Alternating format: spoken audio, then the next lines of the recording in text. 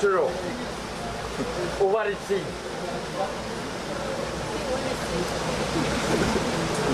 You went to Express Road. I went in Express. I can move it now? Yeah. I play it 250 overseas. Don't worry. I pull my mouth. You're selling? Ready? Huh? We reach? Oh, let's not up here, woman. You want to set you up somewhere else? When? Like the sunny side, you know?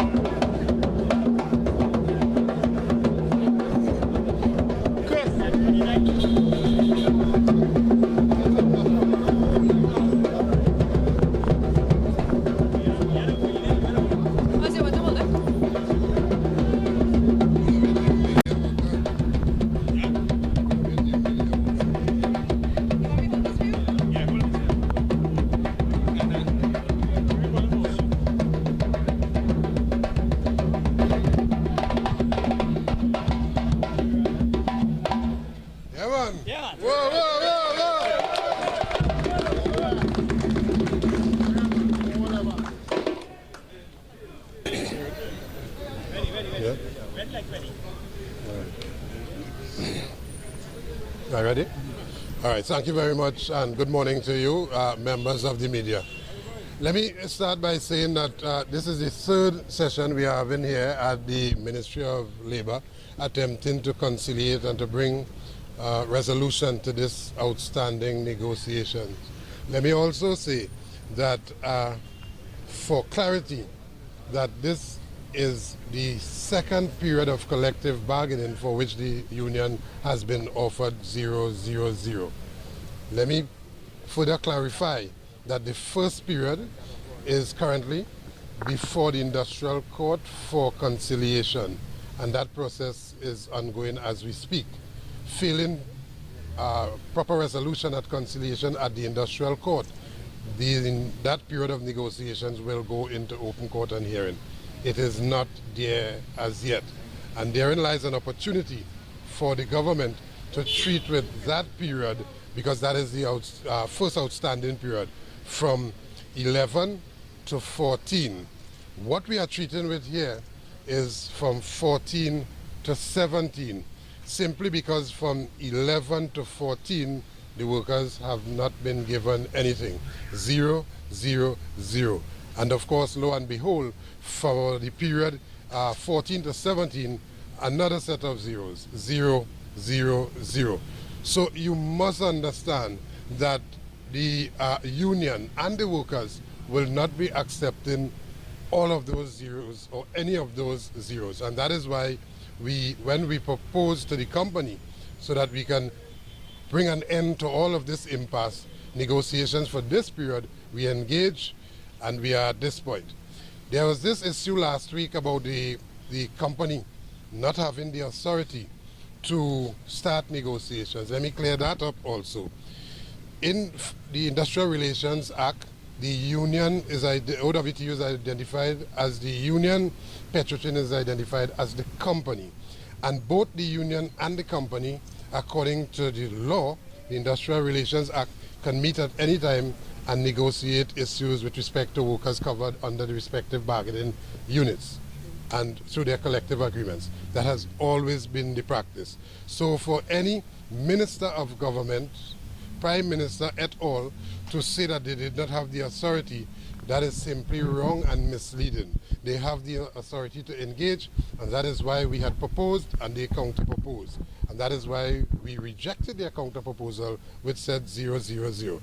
Whether or not they got a mandate or instructions from wheresoever they're supposed to get at, that is not our business.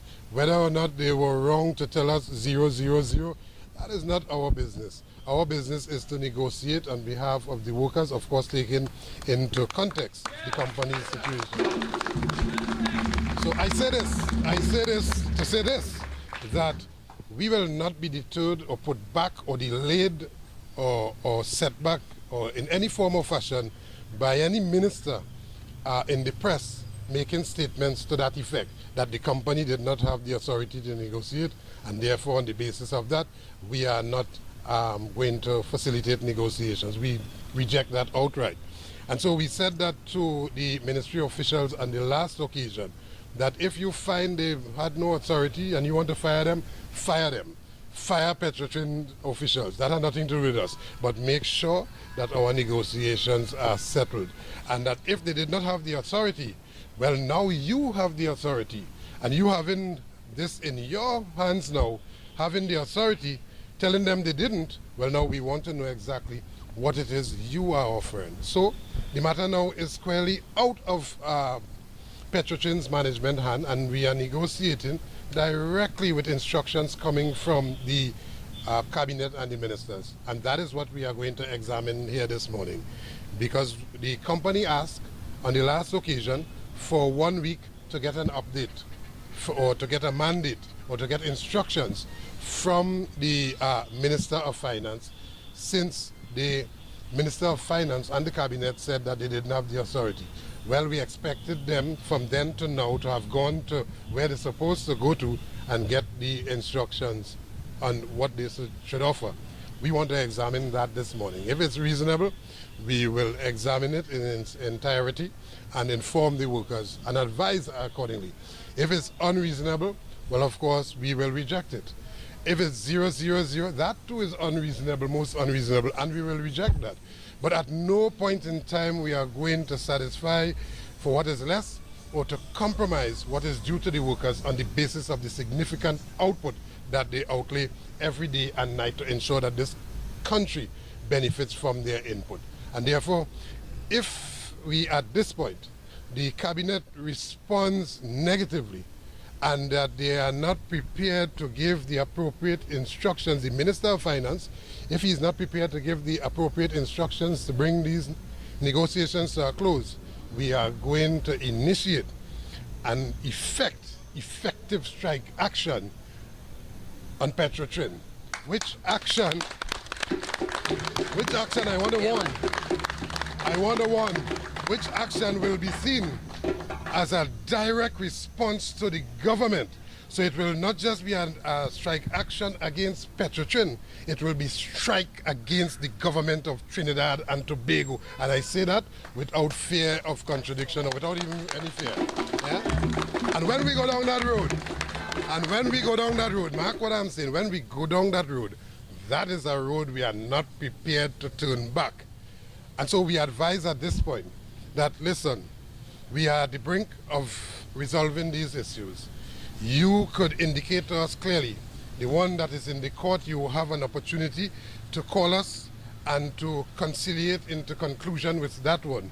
And this one, certainly, you can make an offer. Either which way, but any way you take it, we are not prepared to accept any level of disrespect or disregard for the workers' input. 0-0 is not enough. That's why we're prepared to go. So it's from Christmas to Carnival. You could very well have a declaration of mass very, very early ahead of the real mass that is supposed to come. Yeah? So they need to think about that very, very carefully. The government needs to contemplate very carefully how they treat with workers. The whole question of equity, equality in treatment and so on, and how it is in one economy, you have a finance minister could have gone out on a limb, gone on a roadshow to make sure that he uphold commitment given to settle wages for the majority of workers. But at the same time, the workers who risk their lives and limb night and day to ensure that everybody else benefit, he treats them with disrespect and disregard. I think that the Prime Minister and the government need to really pay close attention to that Minister of Finance, because all of his advice, if they are prepared to take it, his advice, which advice would lead them down the wrong road, a road of no return. If they are prepared to take that advice, they should take what they will get with that advice. And we are prepared to give every and anybody what they deserve if they attack us. And right now we are feeling that the workers are a bit under attack, and we will respond. Yeah? And we are preparing to respond. And when we respond and we withdraw our services, then and only then, you know, you sometimes you doesn't know what something is worth until you lose it. Yeah? Ask a lot of people about that. Sometimes you do not know what the value of something is until you lose it. Ask Kamla about that. And I say, absolutely no more. It is the same approach they were taking, with reckless disregard and disrespect for those who make everything else possible. And they felt that they could have engaged in a battle that they could have won with the OWTU. Nobody will unjustly and unfairly attack the Oilfields Workers Trade Union and get away unscathed. Nobody.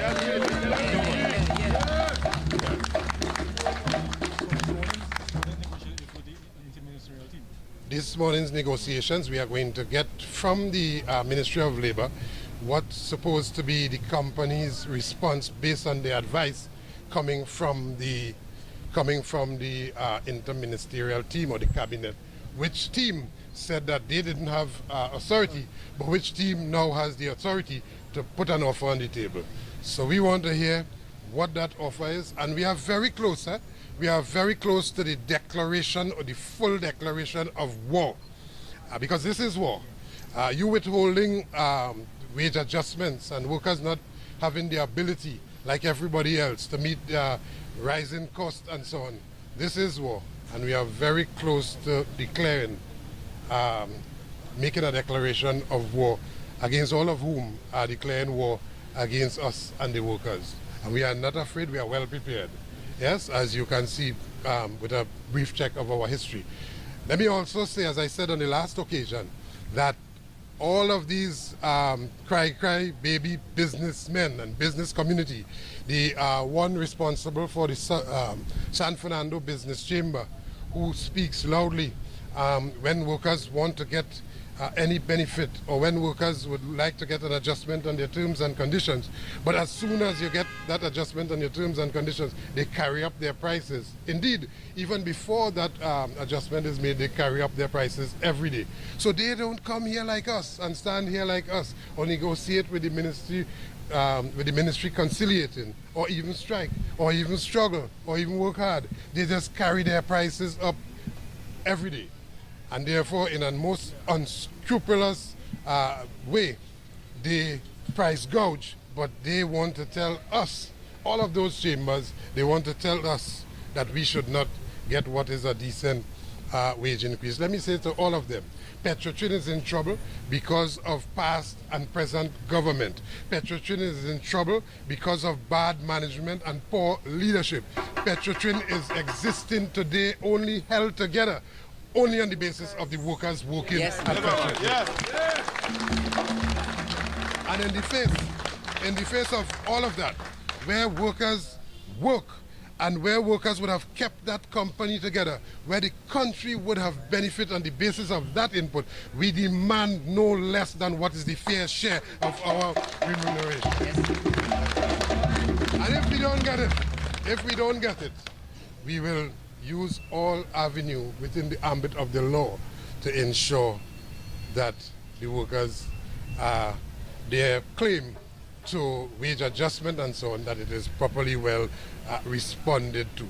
So we meet again today for the third time, and we will examine, and then we will take it from there going forward. We will have an announcement to make tomorrow morning should this issue didn't go the way it's supposed to go. We can meet outside the gates at Point Appear tomorrow morning in preparation for strike in the construction of our facility. You know, we very quickly we have the ability to put up these structures described as strike camp, yeah, and which we will be housed for the next 3 months. And may I remind everybody that it is one union in Trinidad and Tobago that used the weapon of strike when it became necessary, only when it became necessary, but it's one union in the history of this modern trade unionism for the last 10 or even 20 years that would have used legal strike action to get benefit for the workers. Struggled to that point, and we had done it not once, not twice, not 3 times, about 4 or 5 times within the last 10 years. And certainly in 2016 going into 2017, we are prepared to do it again once it is deemed fit and necessary.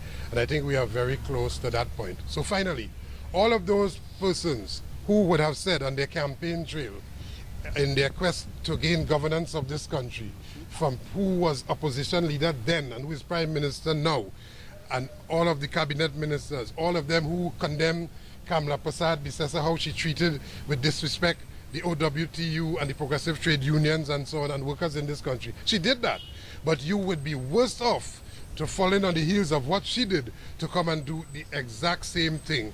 And for that, you will pay no lesser a price. We assure you that there's a political price to be paid inside of all of this. Yeah? Good.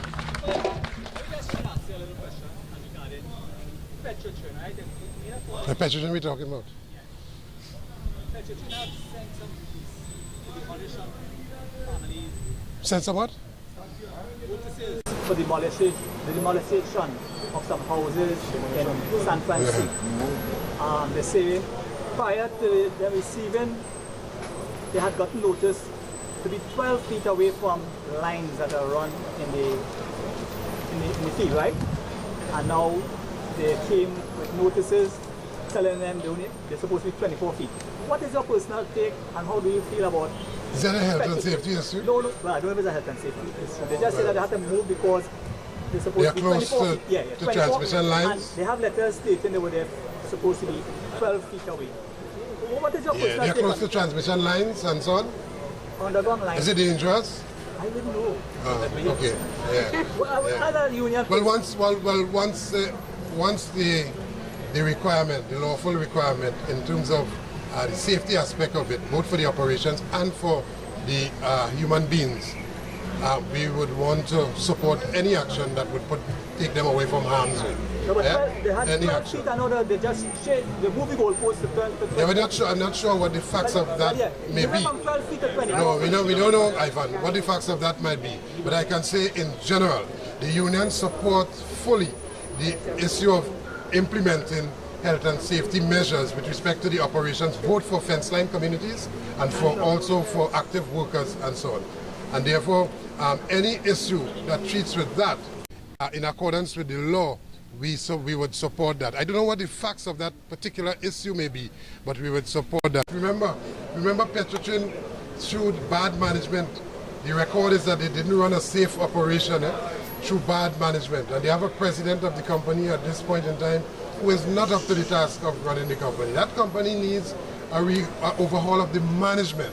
We need to reshuffle the management. Some people who are at the top of that company's operation now, those positions, they ought not to be there. They ought to be removed for Petrotrin to go forward. But when having done all of that, the one single thing that they must do for Petrotrin to be up and running is to settle these outstanding negotiations once and for all. Yeah?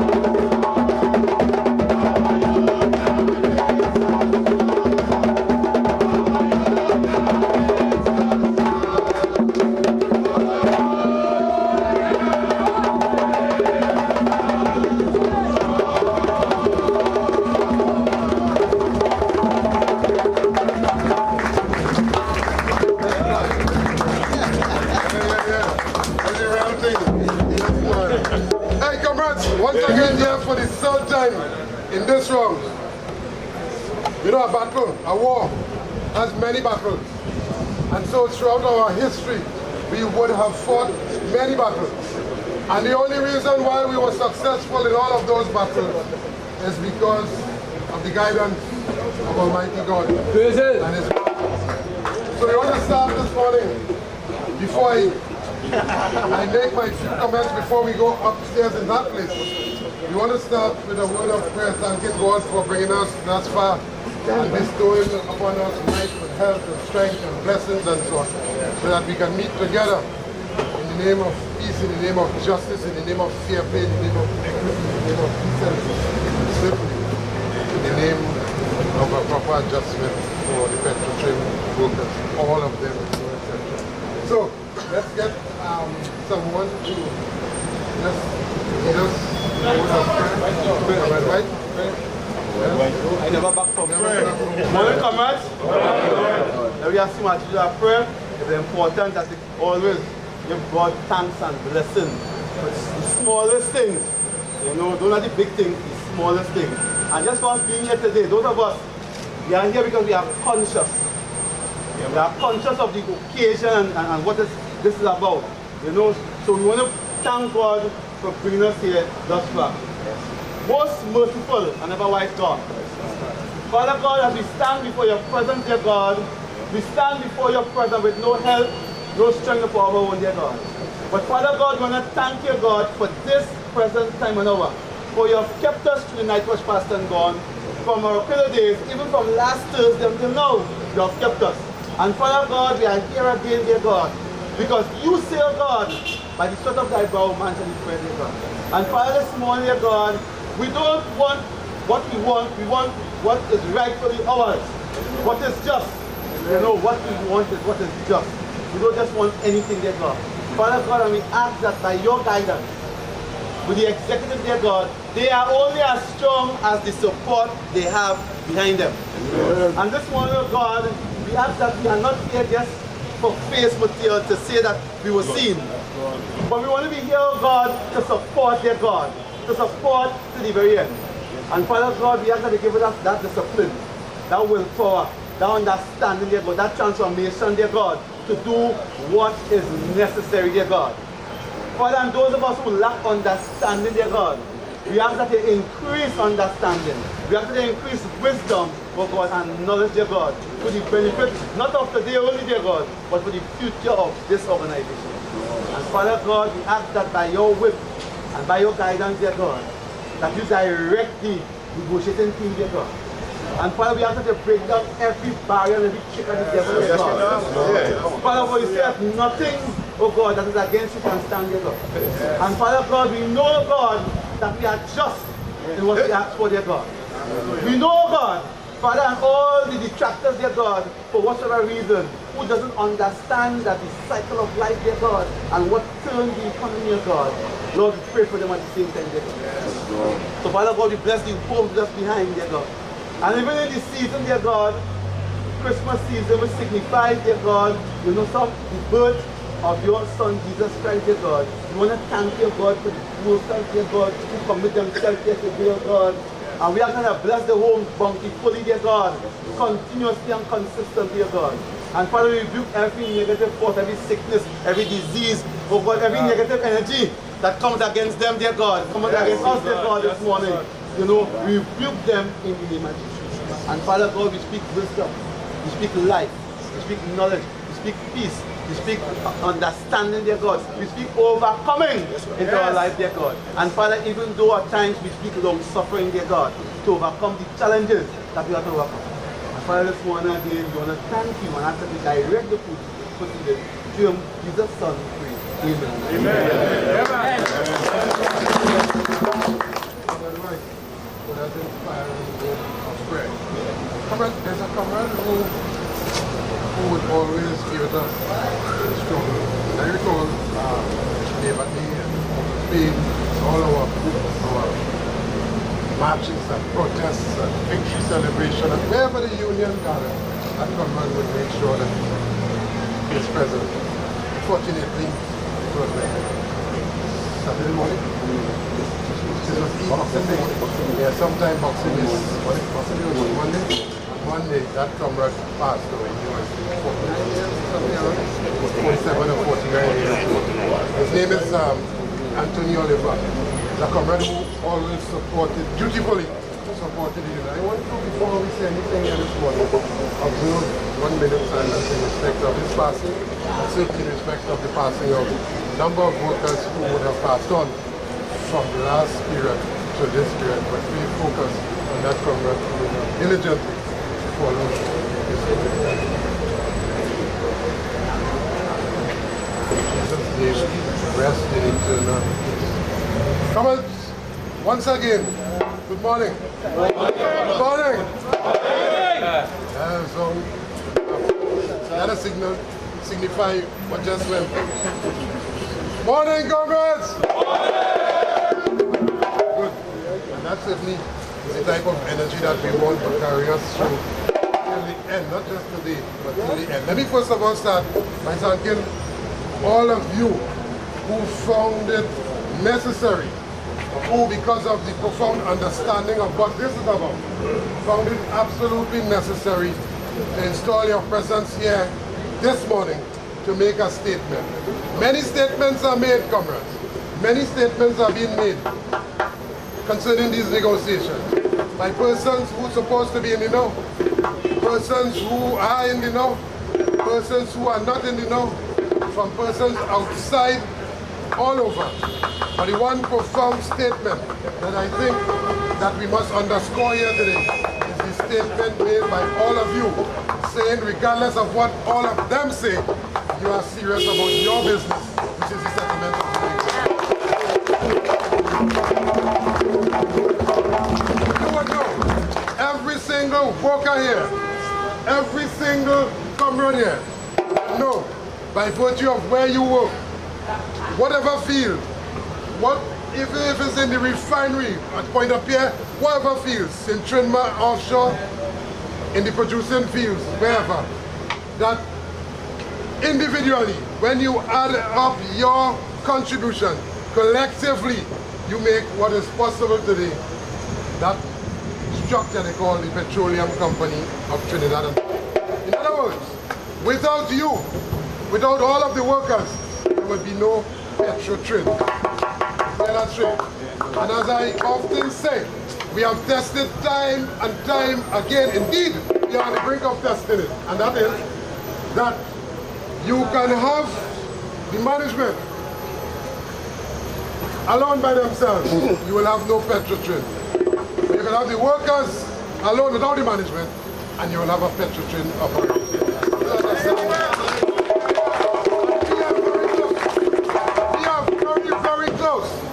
Depending on how this goes, to once again illustrate to all of them and the country at large that without the workers, there will be no Petro-Trin. In other words, if they did not give us what is just and fair and decent and what is due to us rightfully, we will have that same statement be proven for yet another time. Because you see, we ought to be self-respecting. We ought to respect the fact that we leave our homes every day. Respect that. Everybody else has to respect that. When they are going on whatever they go on every day, every night, when on the holiday, and I am certain that we have shift workers here, and I'm going to speak directly to all workers, but hear this, when on the holiday adjustment, that what, 4 days holiday, where everything was not normal, where people was eating the pig and ham and lamb and jam, where everybody else was celebrating, you had Petro-Trin workers leaving the confines of their homes at all quality of the hours of the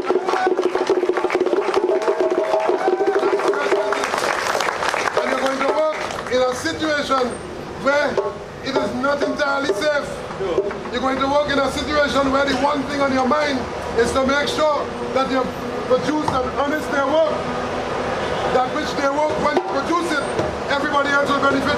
So check this, while they are home celebrating, you are working, you are keeping this company going so that they can continue to celebrate, so that they can continue to enjoy a particular lifestyle and so on. So what is wrong? What is wrong with you standing up and say, hey, you see this? something has to be wrong with this equation. Everybody else who benefited through what you do and through increased wages and so on, but you not benefited. I'm saying that to you to reinstall, to re-energize the commitment within all of us here, to say to everybody else, to hell with everybody else. Guess what we have to do?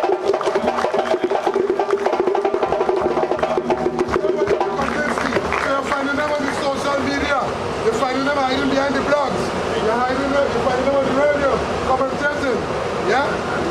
All of them, they find something wrong. Ask the Petroleum Local to stand up for what is rightfully theirs. You find them commenting in the negative and so on. We have business. We have business with that. Because when we do what we must do, and everybody else, the talk will change. The talk will change, and you know, if I could have stood over that, they should have treated. When that time comes, they will be ready to discuss. They should have settled the thing. And they should have said, well, there's an opportunity to settle it. No, they get advantage of that opportunity. As I said, and I'm very clear about how this thing's supposed to go in October. In the name of the union, I am responsible, the executive is responsible for in the OWTU. The President General will take the blows. I am prepared to take any blows from anybody saying anything because they don't know. And because they don't know, all of them want to what? Beat up the mouth, as the youth would say, beat up the mouth on the union. Well, we have business. Our business is to produce. But having produced, our business is to ensure that we get a fair share for the production that we put in place.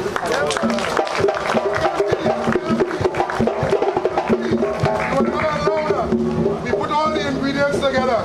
When they pull up on the pumps, everybody happy. They're smiling. And then the petroleum workers, they throw it off. On the last occasion, when we met Comrade, there was this big thing in the media about how the company had no authority to negotiate. As I said to the media just a while ago, that is nonsense.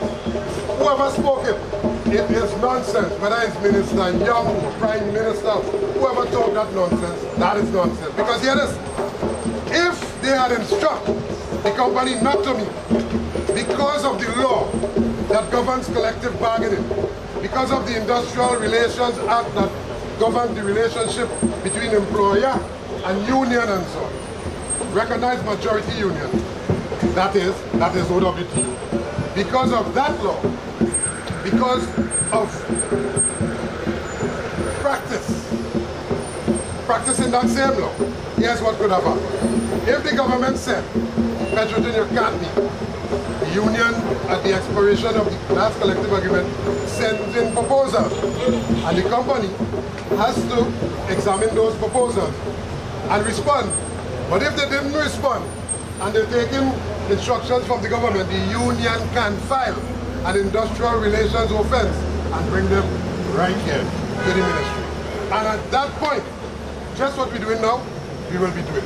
So it's a set of nonsense they're talking, and they know that, you know, especially Minister Young, that we could have filed an industrial relations offense for failure to meet and treat if the company had refused to meet or responded to our proposal. And therefore, what they did was right. Whether or not they're supposed to get mandate, that is not my business. What you did is you responded to my proposal. The union proposed, you counter-proposed. But the problem in your counter-proposal is that you say 0, 0, 0. So we could not have agreed at all. And therefore, on the basis of what is before the court 0, 0, 0, and what is here, we rejected that. We had one meeting, one session, because we had the proposal. And we perused that proposal from cover to cover. That's their counter-proposal. We perused it from cover to cover. And at that meeting in Beaumont Hill, we said to them, is there any change in the position you have in your counter-proposal and what you came here to discuss today? And the answer was no. That what is contained in the counter-proposal and what they came to present is the same thing, meaning 0, 0, 0. So then we said immediately that this is an official meeting. This is an official negotiating meeting. And therefore, at this point, the union is informing you officially that no further purpose can be served by discussing here. And therefore, we ought to go to the other level which other level is having broken down, we go to here for conciliation. Because you see, we understand it. And we understand that if we didn't move swiftly enough at this point in time, we could end up having to come from behind. And therefore we came to the ministry and we began to conciliate. And that at every juncture in that conciliation, we were assured by the conciliator representing the Minister of Labour that this issue is properly before the Minister and the Ministry of Labour. So I'm saying all of this to educate comrades, because you see, the foolish talk was gained. I can't understand, not for the hell of me, how common sense does just disappear and let stupidness take place in people's heads when that time comes. So good comrades who's supposed to know better, just entertain all kind of stupid talk and so on. Nonsense talk from people who don't know better. So a man on the street will meet you and tell you, the union get 9% and they refuse it. What nonsense is that? He on the street, he don't know, but he telling you that and you would say, but you know, it's true, right? How the hell that could be true? You could give him that response, you just tell him, hey, no. You don't know.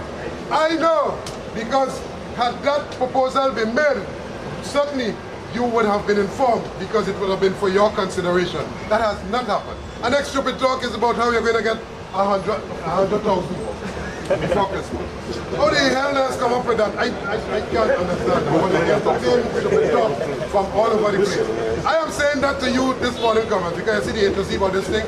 I know how this thing went to end. You have some experience in that. Yeah, certainly know at the beginning, know it's going to end. And if it didn't end, we know how other things went to end for other people. Such as the fierceness of the conviction that we have in this. But I'm saying that I'm telling you all of this for you to tell them back off with the nonsense talk when we focus. Back off with them stupid talk. We know what we're supposed to do to get what we're supposed to get. Because what we're supposed to get is what we deserve. And therefore, when at this point, yeah, having been properly placed before the minister, we are well within the law. And well within the law means a number of things. The first thing is that if today when we meet, we didn't get a good gauge that this thing is going to be settled once and for all, that a good gauge that they are prepared to treat with, you know, they could say, listen, you have two periods of collective bargaining. One before the court for conciliation. It is not before the court for open hearing, meaning that at the court, they do just like what is being done here. They appoint a judge that is a conciliator, sits down and he listens and so on, and he determines on the basis of what has been said, and what is right and just, and what is benchmark, and so on, the advice. But they don't have to take the advice. And so we conciliate, and then if that didn't work out, we go to open court. We are not at that stage as yet. So there's still an opportunity for them to say, listen, okay, we want to treat with that. Herein lies the opportunity at this point still. But if you're not dealing with that, and you're not dealing with this, well then you're not dealing with us. And if you're not dealing with us, you feel like we don't exist. And if we don't exist, well then what you have to do to make sure that they know that we exist? We have to take it to another level. We are not prepared. We must not be prepared in no way, shape or form to say we're going to send this down to the courthouse. Understand what I'm saying? Down there, they're waiting. They're waiting on the wheels of justice, to roll a certain way. Right? That is not what this is about. This is about this period. But if it is that last period end up there and be waiting, we must not be prepared to send this down there also. So when the time comes and it expires here, and we say, listen, you have had all of the time to treat with this, and you haven't not treated with it. You continue, we came at zero and you're still at zero. You said you didn't have authority, but you had authority and you didn't put in place a proper offer. We must be prepared to take the ultimate action.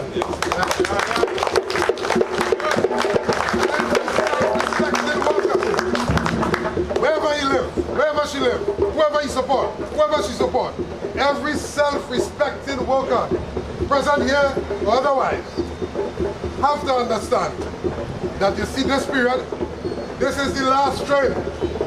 It's no other train coming. Go up on the promenade, you see that train even moving. That train move long time. See that no other train, the top are doing that, they scrap that. no other train coming. The last train to leave Sando. The last train to leave Sando. You want to be on board on that train because that train is a justice train. It's a train to recognize what you do day and night. It's a train to treat with you as they treated with the rest of them.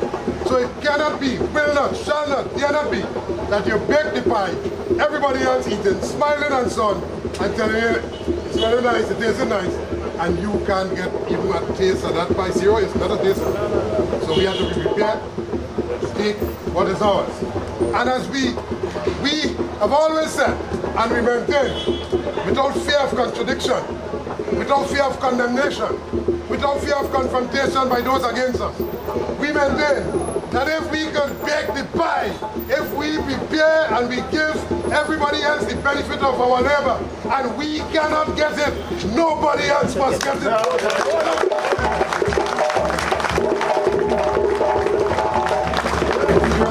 So, there's some more convincing to more people, more come, we'll get more comers. So we could be meeting at the point of fair roundabout in the morning to begin some sort of construction because it's the rainy season and we don't want when the time comes, the notice is served for us to be built. You know, when you're building when rain falling, that could have its own difficulties. So we want to have the construction ahead of everything else. So let's see what they come with today. Let's see what they come with today. Let's hear them. Let's hear what the instruction is. They haven't had the authority now because when we broke up, they went to the Minister of Finance who said they didn't have authority to get the authority. And we wouldn't be caught up in no stupid talk because that's what I wanted. We're talking about who authority and where authority. No, no, no. The workers of Petrotrin have every authority to demand what is justly and rightfully done.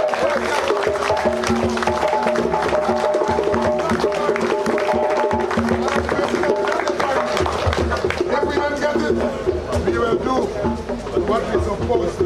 Yes? So, keep the tempo rolling and keep the drum. Yeah, the drum. Keep the drumming going, comrade. Cut it nice when you have to cut it. Yeah. Show you that. Yeah. And keep the tempo because it provides vibes for us upstairs. But we're not prepared to waste much of time and so. The situation with Petrotrin today, we understand is great. We understand that. So let nobody tell you about Petrotrin bad and it all. Yes, we know that. And we know why it is so. Yeah? We know what will take it, what will be required to change it. We know all of that. But think bad in the country too. And if mankind could go all about on roadshow and borrow for everybody else, he has no argument at all. And therefore, I didn't hear them say, and I always like to put that out for the gremlins. You know them gremlins who like to talk. Yeah, yap, them yap, gremlins and so on. Sycophants I call them. Yeah. They like to talk and say all they want. I didn't hear none of them. When they say they're getting 14%, I didn't hear. Listen carefully. I didn't hear any one of them say, listen, think bad enough, Prime Minister, take back the 14%. Only take it back and contribute to the building of the country. Every single last one of them accepted. And they waited on tranches and all that. Well, we have people too. We have people too. So if they could accept, oh, you have no moral authority to tell us anything. Back away, back off. Back off. You should get vexed with your neighbor. If your neighbor is more PNM than supportive of you and your cause. Yeah, that neighbor who against you. But I tell you, just pray, I ain't gonna tell you how to deal with it. But you should know, put sense in your neighbor head.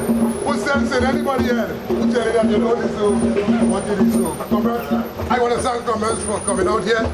Be very disciplined and so on.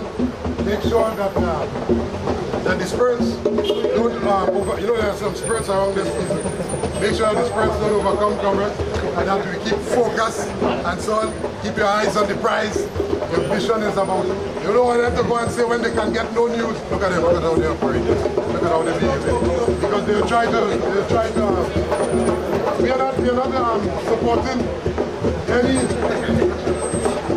unholy institution. Yeah? We just pray, comrade. We just pray. So we want to pray for them too. And we don't want to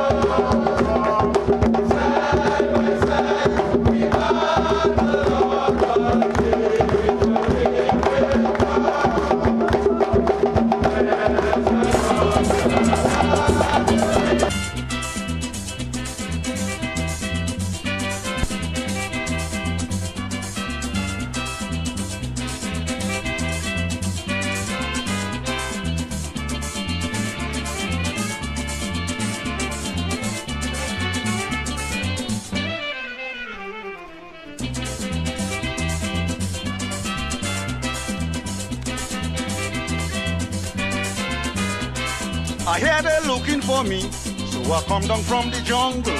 They coming the whole country, are talking about them police people, are saving them the trouble of climbing mountains and tumbling down. Please do me a favor and tell them Jericho come to town. They're looking for Jericho. Jericho, hey, hey. They come up at Lopino. Jerry, stay far away. They come up to Las Bajo. Jericho, hey, hey. Then they run down to Manrico. Jerry, stay far away. Ooh, ooh, ooh. Everybody want to know the Jericho from Lopino was it. They run down to Kumuto. Jericho, hey, hey. Then they run cross to Mayaro. I hear they searching in tongues, leaving houses in such a state. They ransacking all around, they searching doctors and magistrates. The people so wicked, they even searching the PNM.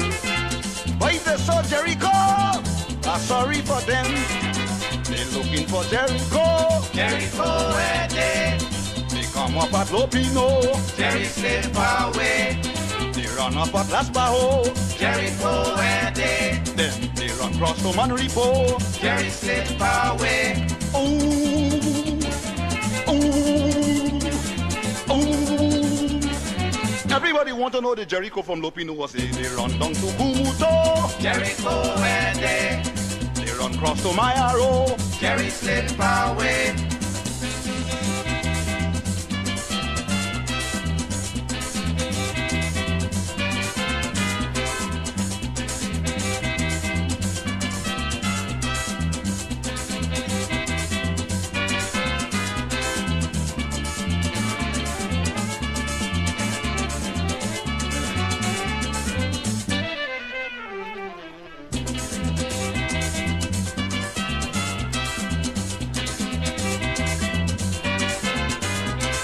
They killed me little sister by the name of young Beverly. They plan and they ambush her, they destroy her mercilessly.